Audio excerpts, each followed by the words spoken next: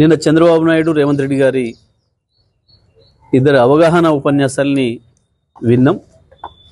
ఎంత స్పష్టమైన అవగాహనతో ఉన్నారో ఇద్దరు కూడా.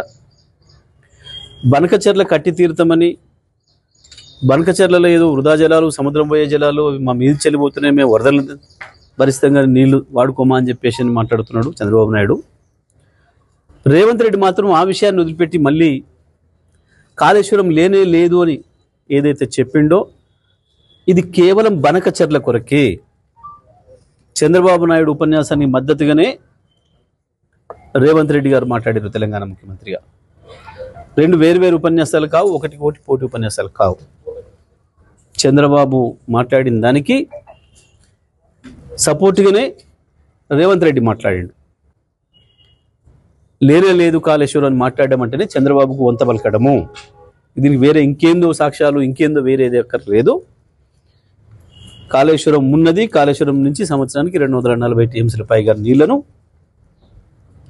వాడుతున్నామని చెప్పాలి. ఇది చెప్పకపోతే బనకచెర్లకు అనుమతి ఇచ్చినట్టే, తెలంగాణకు ద్రోహం చేసినట్టే, అందులో ఏం సందేహం లేదు. సరే, నిన్న ఉత్తమ్ కుమార్ రెడ్డి ఇంకొక మాట మాట్లాడాడు. ఏదో దేవాదుల నీళ్ళు ఏదో తెస్తా మీకు అని చెప్పేసి మాట్లాడింది తుంగతుర్తికి. అంటే దీంతోనే వీళ్ళకి అర్థమైంది, ప్రజలకు అర్థమైంది, మీరు ఇన్ని రోజులు ఎస్ఆర్ఎస్ నుంచి తెస్తున్నాం నీళ్ళు అని చెప్పిన మాట ఏదైతే ఉందో అది అబద్ధం. గత 4 సంవత్సరాలు సూర్యాపేట తాలూకా, సూర్యాపేట జిల్లా రైతాంగం కావచ్చు, వరంగల్ జిల్లాలోని మిగతా ప్రాంతాల రైతాంగం కావచ్చు, వాడిని మొత్తం కూడా కాళేశ్వరం నీళ్ళు అనే విషయాన్ని నేను స్పష్టంగా చెప్పిండు ఉత్తమ్ కుమార్ రెడ్డి. ఇవాళ కొత్తగా దేవాదాల నీళ్ళు ఇస్తారని మాట్లాడుతున్నాడు.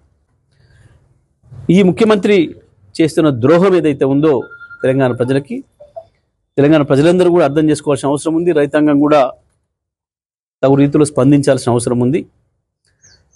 నిన్నటి స్వాతంత్ర దినోత్సవ సందర్భంగా చేసిన ఉపన్యాసాలు చంద్రబాబు నాయుడుకు ఉపయోగపడే పద్ధతుల్లో, చంద్రబాబు నాయుడు ఉపన్యాసం కొనసాగింపులో భాగంగానే రేవంత్ రెడ్డి కూడా మాట్లాడిండు. అది ఒక్క మాటలు చెప్పాలంటే చంద్రబాబు నాయుడు రాసిచ్చిన ఉపన్యాసాన్ని రేవంత్ రెడ్డి మాట్లాడాడు. కానీ డ్రామా చేసి ఏదో మీడియాల డబ్బా ఛానళ్ళల్లో ఏదో ముఖ్యమంత్రులు పోటీపడి మాట్లాడిన కొంతమంది వేసినారు. బహుశా వాళ్ళకి అర్థం కాకనా, అవగాహన లేకనా, లేదా వాళ్ళ స్పాన్సర్డ్ ప్రోగ్రామ్గా వేసినరా. నిన్నటి మాత్రం చాలా స్పష్టంగా బనకచెర్ల కుట్రకి అనుకూలంగానే తాళం వేసిండు, తందనాలు ఆడుతున్నాడు ముఖ్యమంత్రి రేవంత్ రెడ్డి తప్ప ఇంకోటి కాదు. ఎట్టి పరిస్థితులలో బనకచెర్లను వ్యతిరేకించి తీరాలి.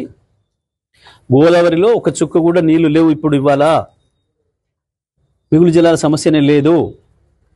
గోదావరి పైన ఇంకొక ట్రిబ్యునల్ వచ్చిన తర్వాత ఆ ట్రిబ్యునల్ ఎన్ని నీళ్లు ఉన్నాయని తేలుస్తుందో, తేల్చిన తర్వాత మాత్రమే మిగతా ప్రాజెక్టులు, ఆంధ్రప్రదేశ్ ప్రాజెక్టులకు అనుమతి గురించి ఆలోచించాలి తప్ప ఇప్పుడు ఉన్న నీళ్ళ మీద ప్రాజెక్టు కట్టడానికి వీల్లేదు.